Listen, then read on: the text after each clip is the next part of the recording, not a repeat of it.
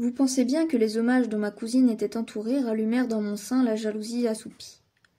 Depuis qu'obéissant à son ordre je m'étais livrée à l'étude, je ne saurais trop vous dire si j'osais compter sur la promesse qu'elle m'avait faite d'être ma femme lorsque je serais en état de comprendre ses idées et ses sentiments. Il me semblait bien que ce temps était venu, car il est certain que je comprenais Edmé mieux peut-être qu'aucun des hommes qui lui faisaient la cour en prose et en vers. J'étais bien résolue à ne plus me prévaloir du serment arraché à la Roche-Mauprat. Mais la dernière promesse faite librement à la fenêtre de la chapelle, et la conclusion que je pouvais tirer de l'entretien avec l'abbé, surpris par moi dans le parc de Sainte-Sévère, mais l'insistance qu'elle avait mise à m'empêcher de m'éloigner d'elle et à diriger mon éducation, mais les soins maternels qu'elle m'avait prodigués durant ma maladie, tout cela ne me donnait-il pas, sinon des droits, du moins des motifs d'espérance? Il est vrai que son amitié était glaciale dès que ma passion se trahissait dans mes paroles ou dans mes regards. Il est vrai que, depuis le premier jour, je n'avais pas fait un pas de plus dans son intimité. Il est vrai aussi que M. de la Marche venait souvent dans la maison, et qu'elle lui témoignait toujours la même amitié qu'à moi, avec moins de familiarité et plus d'égard, nuance que la différence de nos caractères et de nos âges amenait naturellement et qui ne prouvait aucune préférence pour l'un ou pour l'autre. Je pouvais donc attribuer sa promesse à un arrêt de sa conscience. L'intérêt qu'elle prenait à m'instruire, au culte qu'elle rendait à la dignité humaine réhabilitée par la philosophie, son affection calme et continue pour M. de la Marche, à un regret profond, dominé par la force et la sagesse de son esprit. Ses perplexités étaient poignantes. L'espoir de forcer son amour par ma soumission et mon dévouement m'avait longtemps soutenu. Mais cet espoir commençait à s'affaiblir, car de l'aveu de tous, j'avais fait des progrès extraordinaires, des efforts prodigieux, et il s'en fallait de beaucoup que l'estime d'Edmé pour moi eût grandi dans la même proportion. Elle n'avait pas paru étonnée de ce qu'elle appelait ma haute intelligence. Elle y avait toujours cru. Elle l'avait louée plus que de raison. Mais elle ne s'aveuglait pas sur les défauts de mon caractère, sur les vices de mon âme. Elle me les reprochait avec une douceur impitoyable, avec une patience faite pour me désespérer, car elle semblait avoir pris le parti de ne m'aimer jamais plus ni moins, quoi qu'il arrivât désormais. Cependant, tous lui faisaient la cour, et nul n'était agréé. On avait bien dit dans le monde qu'elle était promise à M. de la Marche, mais on ne comprenait pas plus que moi le retard indéfini apporté à cette union. On en vint à dire qu'elle cherchait des prétextes pour se débarrasser de lui, et on ne trouva pas à motiver cette répugnance autrement qu'en lui supposant une grande passion pour moi. Mon histoire singulière avait fait du bruit. Les femmes m'examinaient avec curiosité, les hommes me témoignaient de l'intérêt et une sorte de considération que j'affectais de mépriser, mais à laquelle j'étais assez sensible.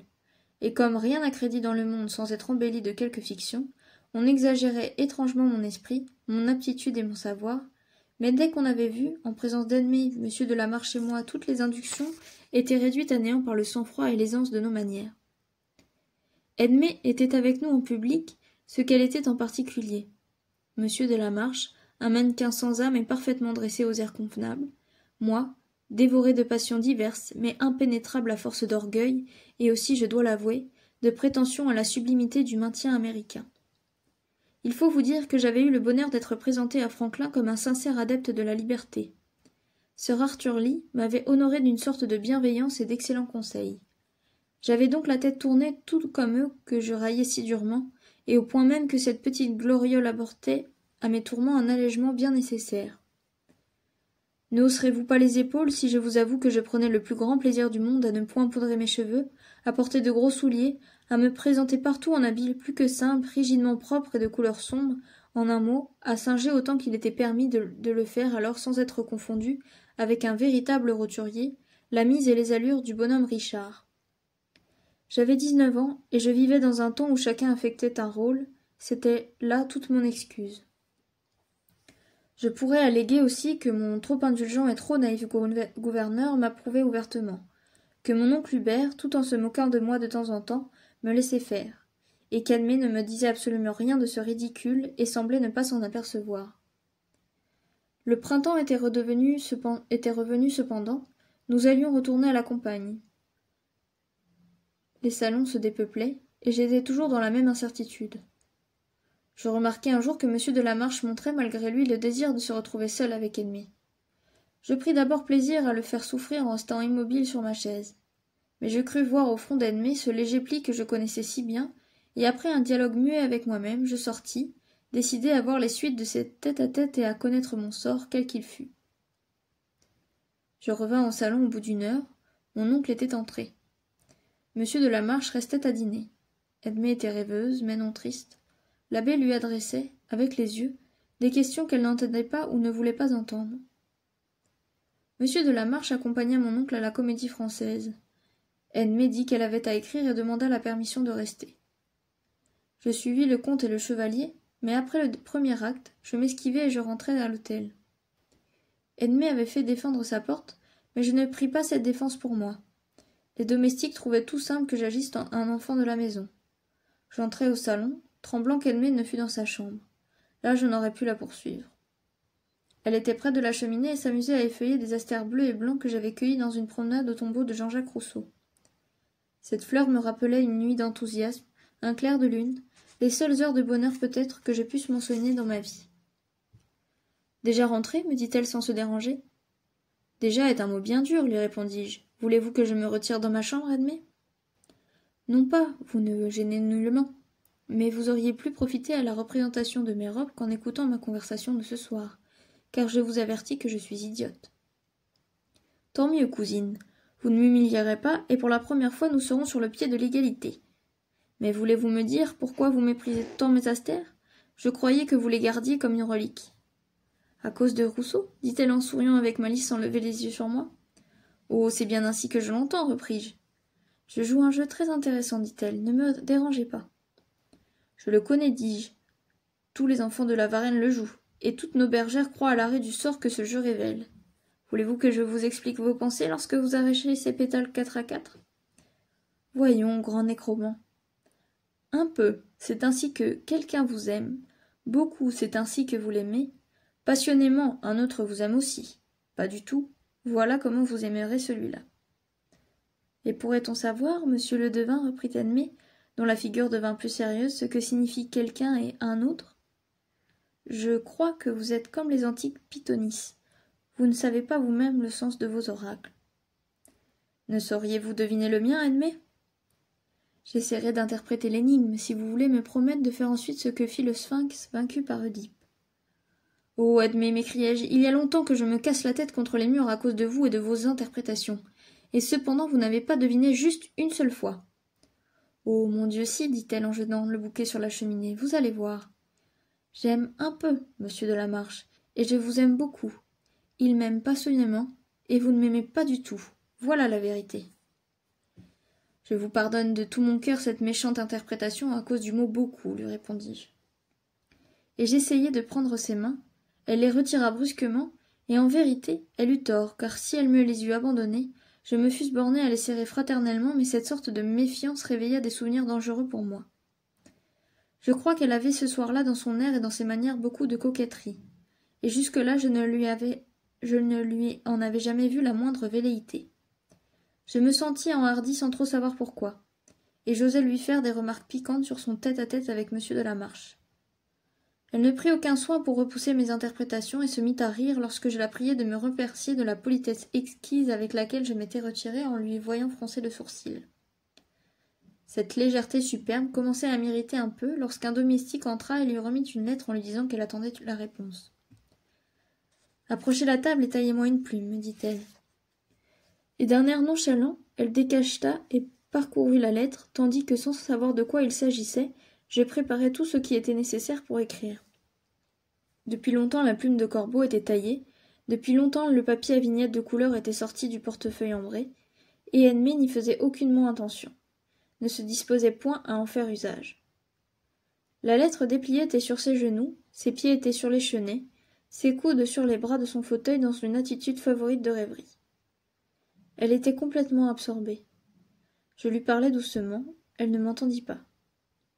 Je crus qu'elle avait oublié la lettre et qu'elle s'endormait. Au bout d'un quart d'heure, le domestique rentra et demanda de la part du messager s'il y avait une réponse. « Certainement, répondit-elle, qu'il attende. » Elle relut la lettre avec une attention extraordinaire et se mit à écrire avec lenteur. Puis elle jeta au feu sa réponse, repoussa du pied son fauteuil, fit quelques tours dans l'appartement et tout d'un coup s'arrêta devant moi et me regarda d'un air froid et sévère. « Edmée, m'écriai-je en me levant avec impétuosité, Qu'avez-vous donc, et quel rapport avec moi peut avoir cette lettre qui vous préoccupe si fortement? Qu'est-ce que cela vous fait? Répondit-elle. Qu'est-ce que cela me fait? M'écriai-je, et que me fait l'air que je respire? Que m'importe le sang qui coule dans mes veines? Demandez-moi cela, à la bonne heure.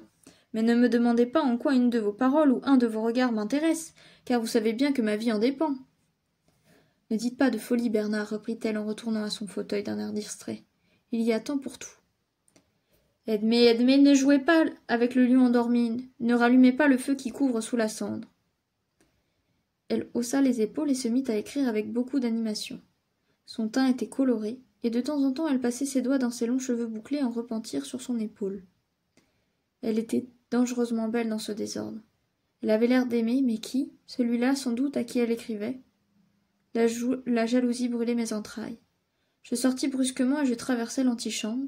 Je regardai l'homme qui avait apporté la lettre. Il était à la livrée de M. de la Marche. Je n'en doutais pas, mais cette certitude augmenta ma fureur. Je rentrai au salon en jetant violemment la porte.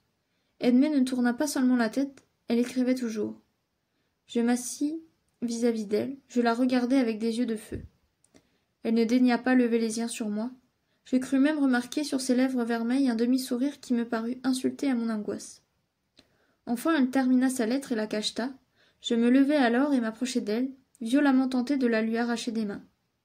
J'avais appris à me contenir un peu plus qu'autrefois, mais je sentais qu'un seul instant peut, dans les âmes passionnées, renverser le travail de bien des jours. Edmé, lui dis-je avec amertume, et avec une effroyable grimace qui s'efforçait d'être un sourire caustique. Voulez-vous que je remette cette lettre au laquais de M. de la Marche, et que je lui dise en même temps à l'oreille à quelle heure son maître peut venir au rendez-vous? Mais il me semble, répondit-elle avec une tranquillité qui m'exaspéra, que j'ai pu indiquer l'heure dans ma lettre, et qu'il n'est pas besoin d'en informer les valets. Edmé, vous devriez me ménager un peu plus, m'écriai-je. Je ne m'en soucie pas le moins du monde, répondit-elle. Et me jetant sur la table la lettre reçue, elle sortit pour remettre elle-même sa réponse au messager. Je ne sais si elle m'avait dit de lire cette lettre, je sais que le mouvement qui me porta à le faire fut irrésistible. Elle était conçue à peu près ainsi. Edmé, j'ai enfin découvert le secret fatal qui a mis, selon vous, un insurmontable obstacle à notre union. Bernard vous aime, son agitation de ce matin l'a trahi. Mais vous ne l'aimez pas, j'en suis sûre, cela est impossible. Vous me l'eussiez dit avec franchise. L'obstacle est donc ailleurs. Pardonnez-moi, j'ai réussi à savoir que vous avez passé 2 heures dans la caverne des brigands. Infortuné, votre malheur, votre prudence, votre sublime délicatesse vous ennoblissent à mes yeux. Et pourquoi ne m'avoir pas dit, dès le commencement, de quel malheur vous étiez victime? J'aurais d'un mot calmé vos douleurs et les miennes. Je vous aurais aidé à cacher votre secret. J'en aurais gémi avec vous, ou plutôt j'en aurais effacé l'odieux souvenir par le témoignage d'un attachement à toute épreuve. Mais rien n'est désespéré. Ce mot, il est toujours temps de le dire, et le voici. Edmé, je vous aime plus que jamais je suis décidée à vous offrir mon nom, daignez l'accepter. Ce billet était signé Adhémar de la Marche. À peine en avais-je terminé la lecture qu'Edmé rentra et s'approcha de la cheminée avec inquiétude, comme si elle eût oublié un objet précieux. Je lui tendis la lettre que je venais de lire, mais elle la prit d'un air distrait, et se baissant vers le foyer, elle saisit avec précipitation et avec une sorte de joie un papier chiffonné que la flamme n'avait fait qu'effleurer. C'était la première réponse qu'elle avait faite au billet de M. de la Marche, et qu'elle n'avait pas jugé à propos d'envoyer. Edmé, lui dis-je en me jetant à ses genoux, laissez-moi voir ce papier. Quel qu'il soit, je me soumettrai à l'arrêt dicté par votre premier mouvement. En vérité, dit-elle, avec une expression indéfinissable, le feriez-vous. Si j'aimais M. de la Marche, si je vous faisais un grand sacrifice en renonçant à lui, seriez-vous assez généreux pour me rendre ma parole? J'eus un instant d'hésitation, une sueur froide parcourut mon corps. Je la regardai fixement, son œil impénétrable ne trahissait pas sa pensée. Si j'avais cru qu'elle m'aimât et qu'elle soumît ma vertu à une épreuve, j'aurais peut-être joué l'héroïsme, mais je craignis un piège, la passion l'emporta.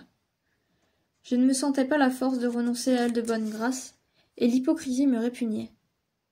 Je me levai tremblant de colère. « Vous l'aimez, m'écriai-je, avouez que vous l'aimez !» « Et quand cela serait, répondit-elle en mettant le papier dans sa poche, où serait le crime? Le crime serait d'avoir menti jusqu'ici en me disant que vous ne l'aimiez pas. Jusqu'ici est beaucoup dire, reprit-elle en me regardant fixement. Nous n'avons pas eu d'explication à cet égard depuis l'année passée. À cette époque, il était possible que je n'aimasse pas beaucoup Adhémar, et à présent il serait possible que je l'aimasse mieux que vous. Si je compare la conduite de l'un et de l'autre aujourd'hui, je vois d'un côté un homme sans orgueil et sans délicatesse, qui se prévaut d'un engagement que mon cœur n'a peut-être pas ratifié. De l'autre, je vois un admirable ami, dont le dévouement sublime brave tous les préjugés, et me croyant souillé d'un affront ineffaçable, n'en persiste pas moins à couvrir cette tâche de sa protection. Quoi? Ce misérable croit que je vous ai fait violence et il ne me provoque pas en duel? Il ne le croit pas, Bernard. Il sait que vous m'avez fait évader de la Roche-Mauprat. Mais il croit que vous m'avez secouru trop tard et que j'ai été victime des autres brigands. Et il veut vous épouser, Edmé? Ou c'est un homme sublime, en effet, ou il est plus endetté qu'on ne le pense. Taisez-vous, dit Edmé avec colère. Cette odieuse explication d'une conduite généreuse part d'une âme insensible et d'un esprit pervers. Taisez-vous, si vous ne voulez pas que je vous haïsse. Dites que vous me haïssez, Edmé. Dites-le sans crainte, je le sais. Sans crainte? Vous devriez savoir aussi que je ne vous fais pas l'honneur de vous craindre. Enfin, répondez-moi, sans savoir ce que je prétends faire. Comprenez-vous que vous devez me rendre ma liberté et renoncer à des droits barbares? Je ne comprends rien, sinon que je vous aime avec fureur et que je déchirerai avec mes ongles le cœur de celui qui osera vous disputer à moi. Je sais que je vous forcerai à m'aimer, et que si je ne réussis pas, je ne souffrirai jamais, du moins, que vous apparteniez à un autre, moi vivant. On marchera sur mon corps criblé de blessures et saignant par tous les pores avant de vous passer au doigt un anneau de mariage. Encore vous déshonorerai-je à mon dernier soupir en disant que vous êtes ma maîtresse, et je troublerai ainsi la joie de celui qui triomphera de moi. Et si je puis vous poignarder en expirant, je le ferai, afin que dans l'attente, du moins, vous soyez ma femme. Voilà ce que je compte faire, Edmé. Et maintenant jouez au plus fin avec moi, conduisez-moi de piège en piège, gouvernez-moi par votre admirable politique, je pourrais être dupe 100 fois parce que je suis un ignorant. Mais votre intrigue arrivera toujours au même dénouement parce que j'ai juré par le nom de Mauprat. De Mauprat Coupe-Jarret, répondit-elle avec une froide ironie, et elle voulut sortir. J'allais lui saisir le bras lorsque la sonnette se fit entendre. C'était l'abbé qui rentrait. Aussitôt qu'il parut, Edmé lui serra la main et se retira dans sa chambre sans m'adresser un seul mot. Le bon abbé, s'apercevant de mon trouble, me questionna avec l'assurance que devaient lui donner désormais ses droits à mon affection, mais ce point était le seul sur lequel nous ne fussions jamais expliqués. Il l'avait cherché en vain. Il ne m'avait pas donné une seule leçon d'histoire sans tirer des amours illustres un exemple ou un précepte de modération ou de générosité, mais il n'avait pas réussi à me faire dire un mot à ce sujet. Je ne pouvais lui pardonner tout à fait de m'avoir desservi auprès d'ennemis. Je croyais deviner qu'il me desservait encore, et je me tenais en garde contre tous les arguments de sa philosophie et de toutes les séductions de son amitié. Ce soir-là, plus que jamais, je fus inattaquable. Je le laissai inquiet et chagrin, et j'allais me jeter sur mon lit, où je cachai ma tête dans les couvertures, afin d'étouffer les anciens sanglots, impitoyable vainqueur de mon orgueil et de ma colère.